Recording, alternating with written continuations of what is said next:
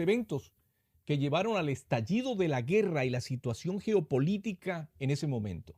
El presidente de Ucrania antes del conflicto era Víctor Yanukovych, quien asumió el poder en 2010. Vaya ubicándose en el contexto tiempo-espacio para que pueda entender esto. Yanukovych era originario del Donbass, una región en el este de Ucrania. Ese presidente era del Donbass. Y esa zona era tenía una fuerte identidad rusa, tanto lo cultural como lo lingüístico.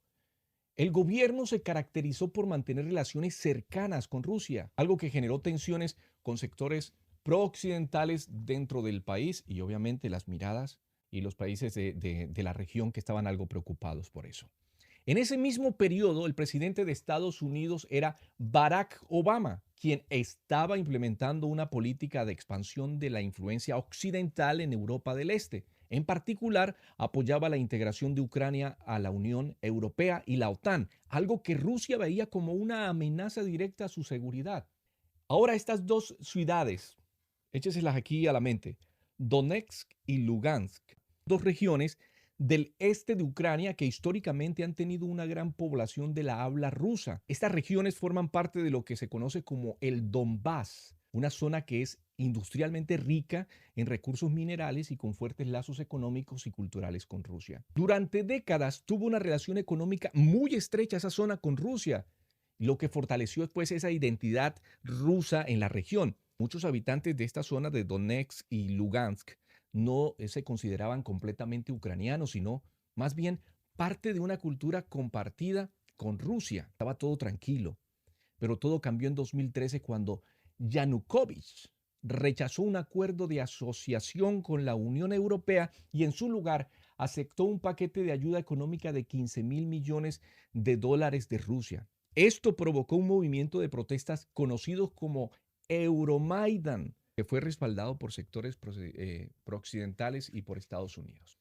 Entonces, ya para esas protestas se intensificaron ya para los años del 2014 y fue en febrero de 2014 cuando Yanukovych fue derrocado en un golpe de Estado, viéndose pues obligado a huir a Rusia. Y su destitución no siguió los procedimientos constitucionales, lo que generó también el rechazo de muchas regiones prorrusas, especialmente en el Donbass y en este nombre que también métaselo aquí a la cabeza, que es Crimea. Tras el golpe, un gobierno interino asumió el poder en Kiev, dominado pues por estas figuras políticas prooccidentales y con el apoyo de Estados Unidos en aquel entonces y la Unión Europea.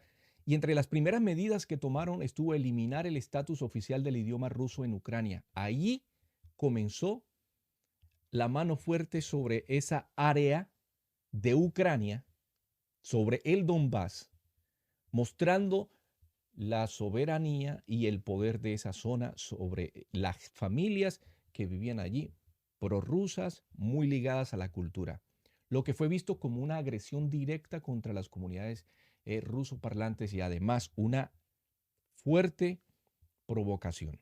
En respuesta a ese golpe en marzo de 2014, perdón, Rusia anexó la península de Crimea. Eso fue en el 2014, donde la población era mayoritariamente rusa y votó en un referéndum a favor de unirse a Rusia, a esa zona. Entonces, al mismo tiempo, en el Donbass, las ciudades de Donetsk y Lugansk rechazaron el nuevo gobierno de Kiev y comenzaron también a hacer levantamientos prorrusos. ¿Y esto por qué? Pues debido a las restricciones que comenzaron a recibir por parte del gobierno, la opresión, como ellos lo llamaron. Entonces, los habitantes de estas regiones no reconocían el gobierno interino y temían ser perseguidos por su identidad rusa. En abril de 2014, separatistas prorrusos tomaron edificios gubernamentales en Donetsk y Lugansk, declarando la creación de las repúblicas populares de Donetsk y Lugansk. Estas nuevas, digámoslo así, repúblicas se declararon independientes de Ucrania y solicitaron ayuda a Rusia. En mayo de 2014, en medio de esa crisis, Ucrania celebró elecciones presidenciales y fue elegido Petro Poroshenko. Creo que es la pronunciación, sí, Petro Poroshenko, un oligarca y político prooccidental que apoyaba una postura dura contra Rusia y los separatistas del Donbass. Poroshenko rechazó cualquier negociación con las autoproclamadas repúblicas y lanzó una ofensiva militar para recuperar el control del este de Ucrania. Y esto dio inicio a una guerra brutal en el Donbass, de los cuales hay registros que ustedes pueden mirar y encontrar en la web. Bajo el mando de Poroshenko, el ejército ucraniano, junto con otros, otros batallones ultranacionalistas, inició una operación militar para sofocar la rebelión en Donetsk y Lugansk. Y esta guerra se caracterizó por bombardeos indiscriminados en esas áreas civiles, muchas personas que murieron, líderes prorrusos, muchas cosas, desapariciones forzadas, restricciones al idioma ruso, un montón de cosas que yo no puedo hablar aquí abiertamente. Pero ahí estaban los batallones ultranacionalistas como el batallón Azov, Aidar y Donbass, y fueron acusados de cometer estos vejámenes de guerra, incluyendo la ejecución de muchísimos civiles. En 2015 se firmaron los acuerdos de Minsk, M-I-N-S-K. Minsk. Pueden buscarlo ustedes y averiguar sobre eso. ¿Qué establecían? Pues establecían una tregua y prometían autonomía para el Donbass. Sin embargo, el gobierno ucraniano nunca implementó la autonomía y los enfrentamientos siguieron. ¿Quiénes no implementaron la autonomía? El gobierno ucraniano. Durante 5 años el Donbass vivió una guerra constante con cifras de 14,000 fallecidos, estamos hablando. De acuerdo a como lo registra la historia, aparece una figura clave que hoy es muy mencionada y que es tendencia nacional, Volodymyr Zelensky. No Vladimir, es Volodymyr Zelensky, quien fue elegido presidente de Ucrania derrotando al señor Poroshenko con más del 70% de los votos. Y escuchen muy bien esto, porque la campaña que tenía el señor Zelensky era de restaurar la paz y era prácticamente el salvador de Ucrania. Así lo miraban, como el salvador de Ucrania. Entonces, por eso él ganó con un 70% de los votos. Pero ¿quién es ese Zelensky? ¿Quién es?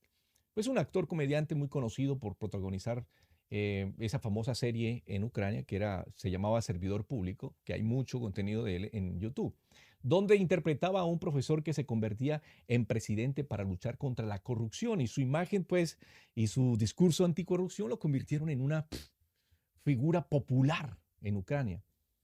Pero a pesar de esa retórica conciliadora con la que él se mantuvo en campaña durante todo ese tiempo, prometiendo cosas, una vez ya en el poder continuó la política de Poroshenko en el Donbass.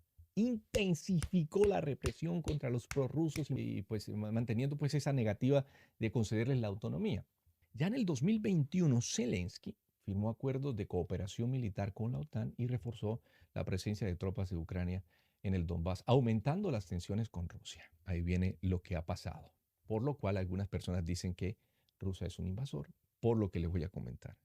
La represión que hubo por parte del gobierno ucraniano allí, la injerencia de Rusia también, porque aquí no estoy librando a Rusia, la injerencia rusa allí también, en este territorio, sus intereses. Entonces, la situación en el Donbass se deterioró y en febrero de 2022, o sea, llegó El Salvador, pero que no pudo salvar, que era el señor Zelensky. Y eso fue todo lo contrario.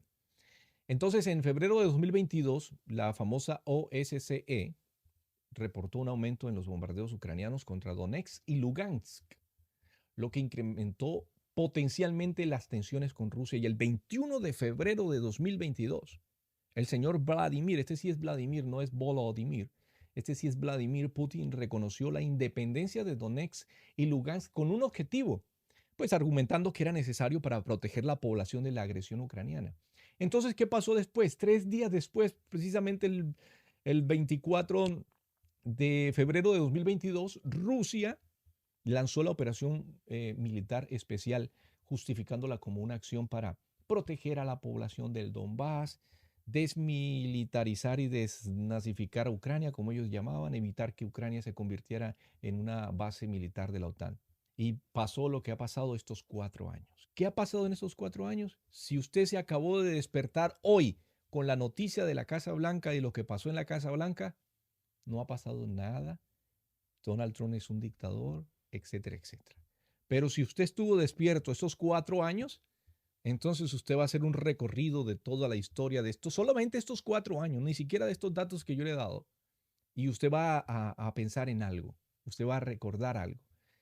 Todas las víctimas, todos los muertos, todos los fallecidos, no solamente de Ucrania, también rusos y también gente de mi gente colombiana, de su gente mexicana que han fallecido allí. ¿Cómo? Pues son mercenarios que se fueron a servir allá en este país. Con el regreso de Donald Trump a la Casa Blanca, pues marca un punto de inflexión en la guerra con Ucrania, a diferencia de la administración de Biden que alimentó pues ese conflicto con un flujo incesante de dinero y armas. Pues Trump ha optado por la diplomacia directa, con el objetivo de frenar la escalada y proteger los intereses de Estados Unidos. Bueno, sin embargo, la situación ahí sigue siendo compleja. Ya para terminar, Zelensky, quien se benefició durante años pues, de ese respaldo incondicional que le ha dado Washington, ahora enfrenta esa realidad. Ya no tiene un cheque en blanco y que debe demostrar su voluntad real de negociar. El gran desafío para Trump será equilibrar su estrategia de paz sin ceder demasiado terreno al señor Putin ni desestabilizar aún más la región. El gran desafío aquí para Trump es ahora equilibrar esa estrategia de paz sin ceder demasiado terreno a Rusia, a Putin, ni tampoco desestabilizar aún más la región. Ahora bien, si bien la postura de exigir la devolución de ciertos territorios ocupados por Rusia puede servir como un punto de partida, también es un riesgo si Moscú no muestra disposición a ceder. Entonces, a 5 semanas de su mandato, Trump ha sacudido ese tablero geopolítico, pero el verdadero desenlace aún está por definirse y es digamos, la clave para que estará en cómo se desarrollen pues estas negociaciones en las próximas semanas. Y pues en sí, Zelensky, Rusia y los aliados europeos, si aceptan esos términos de un acuerdo que ponga fin a una guerra que ha costado incontables vidas y ha drenado miles de millones de dólares de los contribuyentes estadounidenses. Ahora, dice que yo le digo dictador a Zelensky simplemente porque se lo escucho a Donald Trump. Si algo define a una dictadura es el uso del poder para eliminar la oposición, para censurar a los críticos y para mantenerse en el cargo sin someterse a elecciones. Desde que asumió la presidencia, Zelensky ha ido acumulando poder bajo la excusa de la guerra. Ahora sí nos corresponde compartir el en vivo porque no lo están poniendo ¿verdad? Primero, prohibió partidos opositores, luego censuró medios de comunicación y finalmente suspendió indefinidamente las elecciones alegando la ley marcial. Y pues él justifica la perpetuación del poder con lo que está sucediendo en este momento. A él no le sirve que se termine la guerra porque de manera inmediata se tiene que ir. Zelensky es un dictador, basta con ver lo que ha hecho con quienes se atrevieron a cuestionarlo. Por ejemplo, aquí es importante este nombre que es el señor Dubinsky, Alexander Dubinsky, algo así, no me acuerdo muy bien su nombre, pero ustedes pueden investigarlo. Sí, es Alexander Dubinsky, un opositor y crítico del gobierno que está en prisión acusado de traición. Entonces, Petro Poroshenko, expresidente y rival político, también ha sido sancionado y despojado de su poder económico. Y no solo los políticos han caído, también generales del ejército han sido arrestados bajo cargos dudosos en una clara purga de cualquier pues mando que no esté completamente alineado con Zelensky. Y aquí es importante porque esto acabó de pasar hace muy poco. Para mí un régimen de un dictador que cada día se parece más a un gobierno autoritario. Y pues a los medios les encanta hablar de la resistencia ucraniana, pero jamás mencionan la represión interna, ni el abuso de poder, ni esta historia que yo les estoy presentando. Zelensky no es un símbolo de la democracia, es un líder que ha usado la guerra como pretexto para consolidar su control absoluto y lo peor es que mientras siga recibiendo apoyo internacional sin cuestionamientos, seguirá gobernando como lo hace. Es un dictador con carta blanca. Vladimir Putin no es santo de mi devoción, pero lo que sí es innegable es que esta guerra ha dejado miles de fallecidos en los últimos 4 años, convirtiéndose en un conflicto absurdo y devastador. Aquí lo realmente importante es que se encuentre una solución para detener las muertes y el derroche de recursos en esta guerra sin sentido. Y en ese punto estoy totalmente de acuerdo con Donald Trump, porque lo que realmente importa es que esta guerra termine de una vez por todas.